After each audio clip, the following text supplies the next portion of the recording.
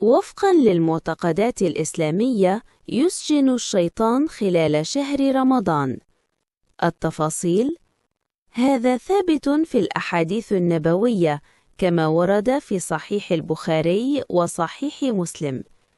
ورد في الحديث: إذا جاء رمضان فتحت أبواب الجنة وغلقت أبواب النار وسلمت الشياطين. الهدف من ذلك هو تسهيل العبادة وزيادة التقوى للصائمين. سجن الشيطان لا يعني أنه يزول تماماً، بل تقل وساوسه وأفعاله الشريرة. الآثار: يصبح من الأسهل على الصائم تجنب المعاصي، تصبح العبادة والدعاء وتلاوة القرآن أسهل.